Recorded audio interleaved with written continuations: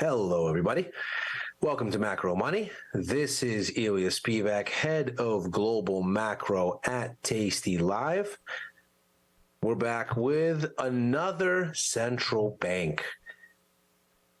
Of course, major fireworks last week in the wake of the Fed policy announcement. Still more fireworks, not just in their local markets, but across the space after announcements from the Bank of England and, of course, the European Central Bank. That was a big one last week. And the central bank party continues because we are going to have another central bank, another one, that could give us volatility across financial markets. This time it's the policy announcement from the Reserve Bank of Australia. And of course, there are implications here beyond Australia. This is not a story about Australia alone. By a long shot, this is a story about global inflation, global risk sentiment, the reopening of China, which is Australia's largest trading partner and export market. So tremendous knock-on effects here for markets as a whole, depending on what ends up happening. So what we're going to do is we're going to break down the moving parts. We're going to see what all might be the catalysts for volatility around the major assets when this comes out. And then we'll look at the Australian dollar, which has already had a tremendous move lower in the wake of Friday's blowout U.S. jobs report, which aggressively repriced Fed policy expectations, and talk about what this might mean and how this might be a level of feedback loop into the Fed, into broader market conditions. The first thing that we need to do, of course, is to anchor ourselves. So let's see what is expected and how this is shaping up in terms of what is probably baked in as it stands. So you see the February 7th meeting at the top of the list there. You can see that relative to the current rate of 3.1, and I know this looks odd, it's because during the COVID episode, Australia started making moves of other than 25 basis points. They started moving things in 10 basis point increments, and so the numbers are a bit odd. But in the tightening cycle so far, they have been moving in increments of 25 to 50. So still, the size of one baseline hike, it seems here, is 25 basis points. You can see that in the last column there, ARM, average rate move. Still 0.25 is what we're defining as one hike. And so if you look at the priced in expectations here, you can see that 81% probability, or 20 basis points out of 25 of a hike, are priced in for this RBA meeting, and we are fully priced for it come March. So if you consider we're at 310 now, we would be at 335 with that kind of a hike. You can see in the implied rate column between 330 and 346. Between this meeting and March, that hike is there. Then from there, if you added one more rate hike and you were benchmarking it and sort of doing the math with this weird stuff here for Australian baseline rates, then you'd be looking for a 3.6 handle with one more hike. And you can see we get there by May. And then if you added still one more rate hike and said, okay, well, we're going to have 75 basis points total for the hike cycle until you pivot, you would be at about 3.85. And you can see currently the peak is at about 3.7. So it looks like we're almost priced for the 75 basis points run here, maybe 50, somewhere in between there. But any way you slice it, you can see we're peaking around mid-year, so a little bit after July, August. That's the baseline story here, that we're going to get probably 25 here, probably another 25 thereafter, maybe one more 25 basis point hike, maybe not, between now and August. And come August, we've hit a top, and we're starting to think about maybe heading back lower. But as you can see, we end the year at 3.6. In other words, we end the year with a cumulative 50 basis points added between now and the end of the year. So we're at 310 now. We're looking at 3.6 by the end of the year. So here, as with many other central banks, it would appear the rate hike cycle has run its course, that the markets see the end. What they're looking at now is whether there's going to be an incremental additional 25 basis points that's given then taken in a hurry or not. Here's a way to visualize it in terms of the yield curve. You can see we have at this point that 3.8 in the market when we look at it in terms of time as opposed to in terms of individual policy announcements. You can see this is broken down by policy announcement, by date. This is broken down in terms of Tanners along the yield curve, and you can see a year from now, so essentially beginning of next year, is where we're expected to see the peak at about 3.8, and then a rapid easing cycle over the subsequent year. Now, what's interesting in looking at this yield curve is you can see there's been a meaningful hawkish shift since the last time the RBA met, which was in early December, and through to now. So in the intervening period, you can see the solid line here versus the dotted, a very significant shift, a higher terminal rate and higher rates all along the curve for this year.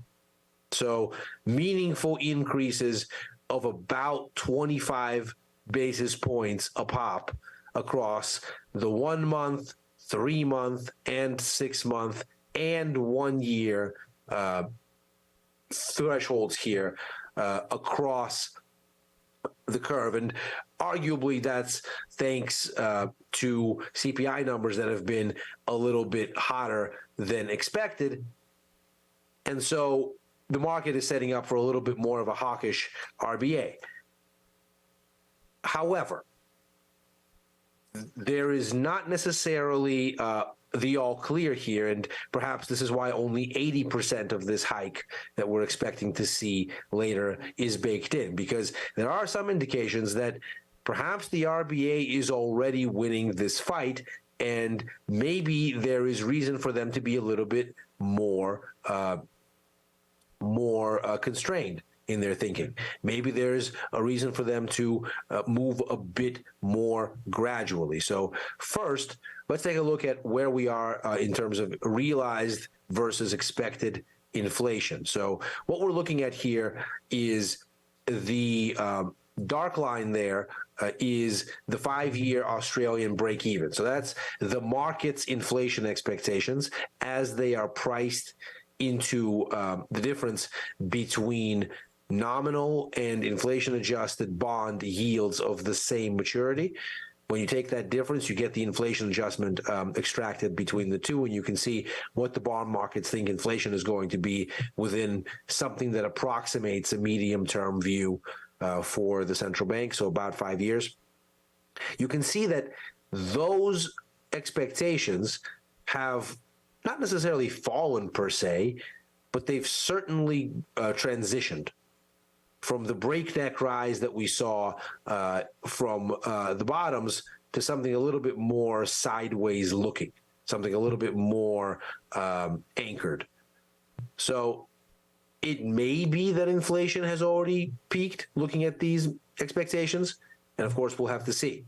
What you see in the red there is 1 month or 1 quarter rather lagged Australian CPI. This is the baseline inflation gauge. There's also a new monthly gauge, but we've left that off here because the RBA has said that basically they're not looking at those numbers as a indicator for policy, that they're still focused on the quarterly ones. So that's where we'll focus as well. We've lagged it by a quarter to line up where the bottoms are and see if the inflation expectation side of it is giving us any kind of sense of where inflation might be peaking. It does look like there's been a bit of a rocky relationship here, not quite the clean connections that we saw perhaps in the euro area, in the US, between expectations and realized numbers, and some of that might be the quarterly nature of these numbers. But it does look like inflation is still marching higher, but expectations have kind of leveled out or are starting to level out.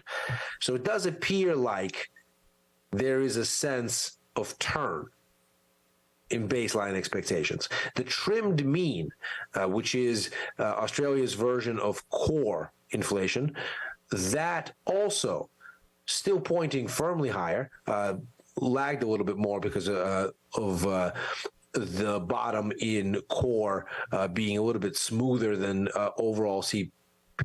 So that bottoming actually happens a little bit later in core. So lagged by an additional 3 quarters there for that volatility to work its way out of the curve. And there again, you can see it's lagging a bit behind CPI itself. It's lagging a bit behind expectations. So you're not seeing the turn there yet, but looking at expectations and looking at the dynamics from the bottom onward, it does look like there's a degree of symmetry there. And so it does look like we maybe have a situation where perhaps the turn is already in. Now, whether the RBA chooses to respond to that or not, we'll have to see. It does keep going, though. This is a chart, and it's quite lagged, 5 quarters lagged, between house prices and CPI. As it happens, housing is about 30% of the overall CPI basket in Australia, making it by far the biggest piece.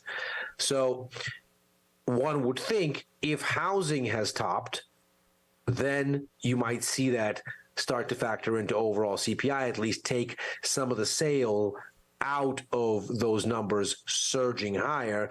And indeed, when you look at CPI lagged 5 quarters relative to an average house price indicator, I've used Sydney and Melbourne here as a kind of baseline. These are overwhelmingly the largest cities in Australia, by far the biggest population centers.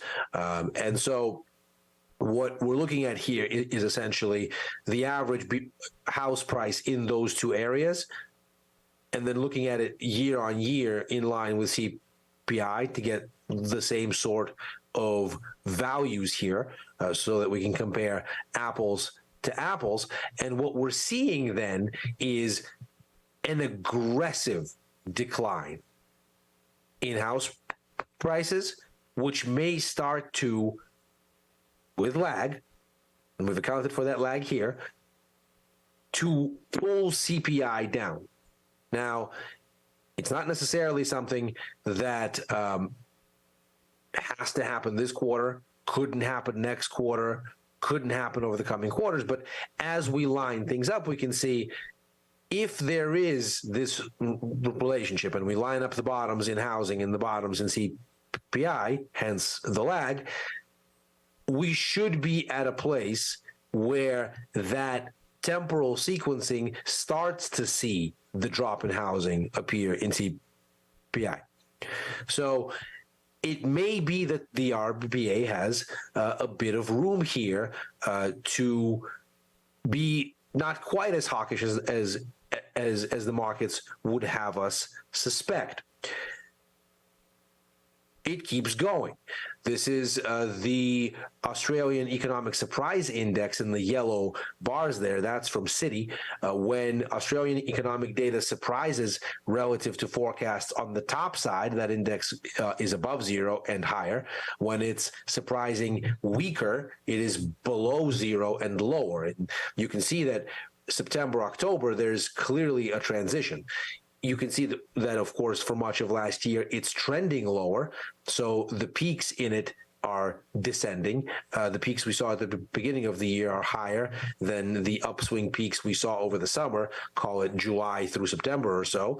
And then right around September, October, it really gets squeezed close to zero, and you're starting to get significant underperformance. Episodes of it in October going into November, and of course, currently.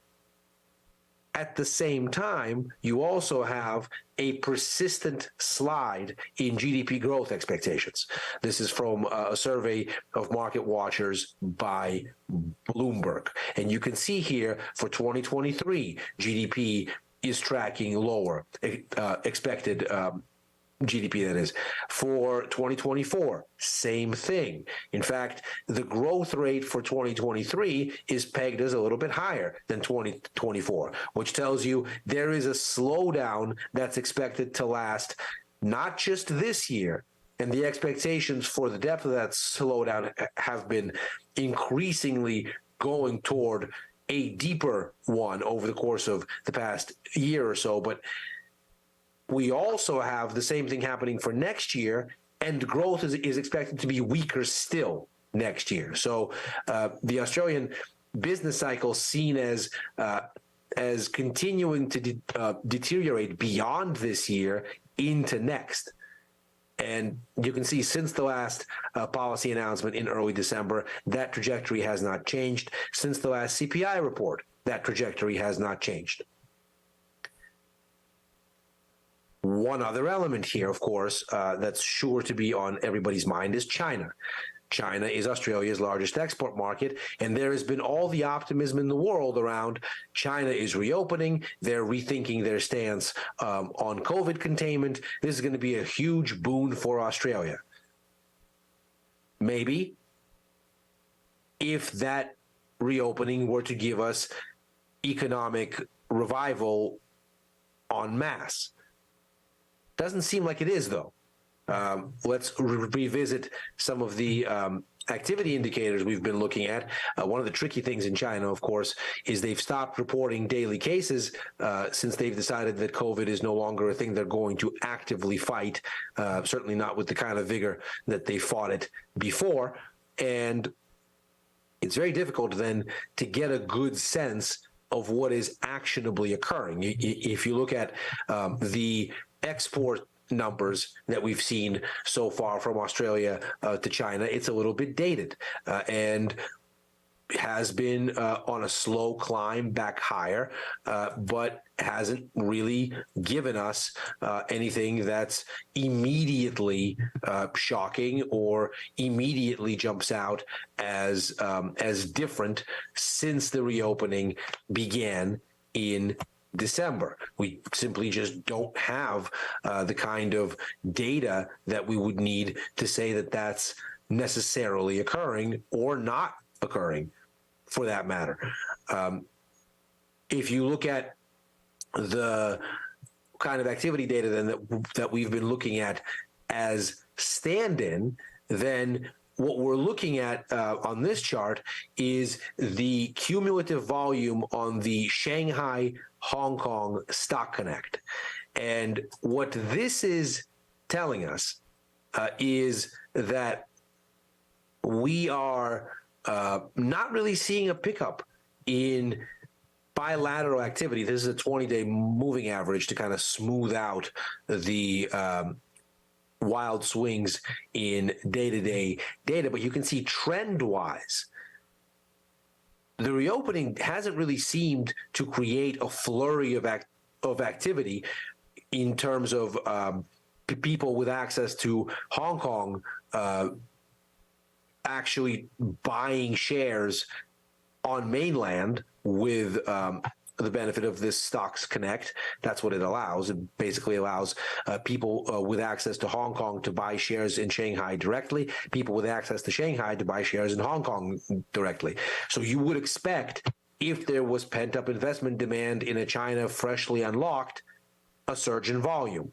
If there were all this optimism from global investors around China reopening, there would be again all this volume. Money would start to move across this Stock Connect in larger volumes, and there would be a greater sense of activity around the pickup in economic growth and the pickup in economic prospects around the reopening. But as we can see, the drift lower in turnover, tellingly since around the middle of 2021, where the Fed starts to raise rates and make investing in riskier markets that much less attractive. China, of course, certainly on the list of sort of risky assets venues as relative to, let's say, U.S. assets or Eurozone assets, for example, Canadian assets, Australian assets even. As we look at this, there's not that pickup. And so it doesn't seem like this reopening shows immediate signs of vigor based on high-frequency data that we can surmise. A similar story happening with metro traffic in the top 5 cities in China. Again, we're looking at the 20-day moving average here to smooth things out a bit, and you can see where the median is, and you can see where we are currently. There's certainly been a bit of a warming up in metro traffic, but we are well below the median of the, let's call it, lockdown age, or the period where zero COVID restrictions still kept a lid on economic activity and on people getting out of their house and really moving around. We're seeing that very much in place still. We're still very much underneath that median. So again, the notion that there is a big splash revival in China here is just not tracking.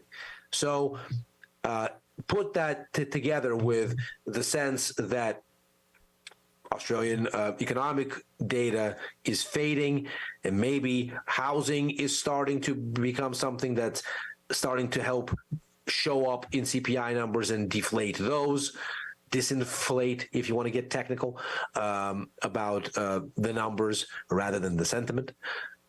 If you want to look at, again, some of the CPI numbers, the trimmed mean numbers lagged to expectations. Those expectations have become a little bit more anchored. So we might be going into this RBA announcement with both a hawkish shift in policy expectations from looking at that priced in curve, and circumstantial factors, atmospheric factors, sort of the fundamental backdrop telling us maybe the RBA doesn't need to get any more hawkish.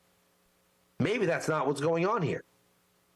Economic data is softer, and maybe some of the factors keeping CPI aloft are due to start winding out of it, and any kind of benefit from a Chinese reopening is, at this point, hypothetical. Doesn't really appear to be showing up in actual activity data. So with that in mind, what prospects does the Aussie dollar have as a benchmark, and what does this mean for markets as a whole? So here's the Aussie dollar. These are 6A futures, and you can see, of course, having run into familiar resistance around 71.40 here, the Aussie dollar got whacked dramatically on Friday. That around the U.S. jobs report coming out much better than expected, nearly, or actually more than double what was expected, and really giving an aggressive push higher for the U.S. dollar. pushing yields higher and, of course, hurting the Aussie dollar as a kind of risk-on, kind of sentiment-sensitive currency, which tends to respond with global stock markets, both up and down, when you get kind of generalized sentiment shifts. If stocks go up, it's a pretty good bet that the Aussie dollar follows. If stocks go down, it's usually a pretty good bet that the Aussie dollar declines as well. And that shift in yields really whacked the Aussie pretty good. We're sitting near support here at about 68.60. And if what we get is an RBA that doesn't meet those hawkish policy expectations that we saw in the curve, and instead focuses more on sort of the atmosphere and registers more dovish than anticipated, let's say on the 50 basis point side of the 50 versus 75 dichotomy now showing up in priced-in rates, if that's where we are, we could get a deeper break lower. We could get a push through this 68.60, 68.59 level. And then from there, we're looking at 66.50, 65.91, and the next big level, 65.35. Now, of course, that's the Aussie dollar itself. But what that would mean, more broadly speaking, for the markets as a whole, is not to be ignored either. Why would the central bank of a commodity-producing economy, where inflation, looking at just the numbers themselves, has not peaked? We think it might have, looking at housing, looking at expectations, but certainly actual numbers themselves, not headline, not core, they've not peaked. Why would the central bank, in a cyclically sensitive commodity exporting economy, a China leveraged commodity exporting economy, why would it get cold feet? Why would it come out more dovish than anticipated? What's going on in the global business cycle that's what that central bank is thinking?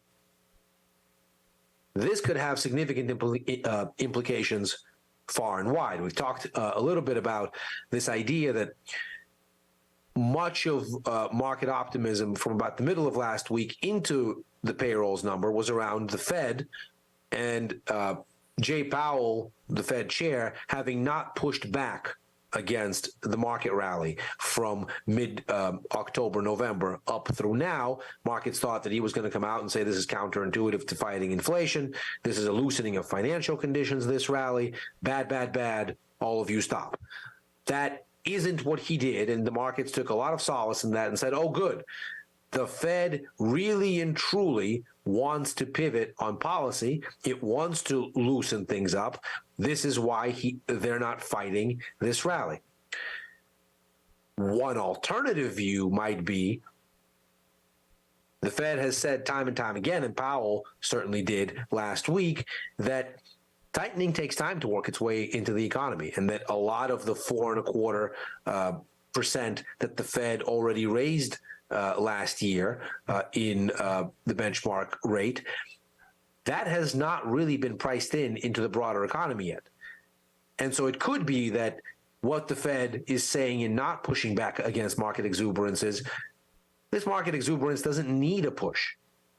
Once all of this tightening works its way through, nobody is going to be celebrating, because the level of economic weakness that it will bring forth will be substantial and painful. And markets will not be bidding up the profitless tech space and crypto and meme stocks and various other things which have been a feature of this rally since essentially the start of the fourth quarter of last year, almost as though if the Fed were to stop hiking, we're going back to early 2021 and the party is back on. We instead might be looking at a world where the Fed simply just doesn't need to push back against it because it thinks it will cave in.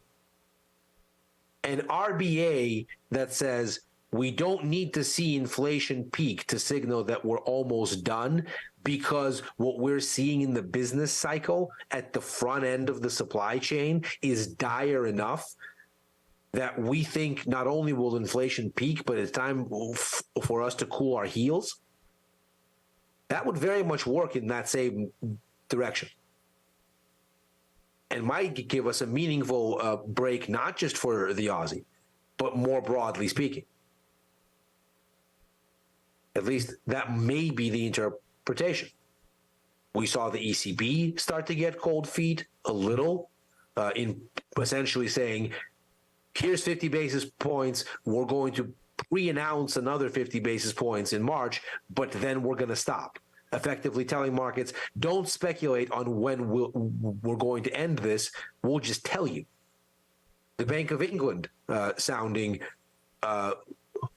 concerned and on the dovish end of things last week. If we get another central bank that comes out timid, that might be very telling for where we're going next, not just for the Aussie, not just for the RBA, but for market optimism writ large. And then, of course, Jay Powell speaks again tomorrow to spice things up. So a very interesting setup here, and certainly the possibility for more central bank fireworks in the hours ahead. We will break down tomorrow what all of this meant, of course, and then continue to look forward. We do this on Macro Money 4 days a week, Monday through Thursday, on tastylive.com. If you want to follow any of my thoughts in the interim, you can do that via Twitter at Ilya Spivak. In the meantime, good luck out there. Godspeed. See you tomorrow.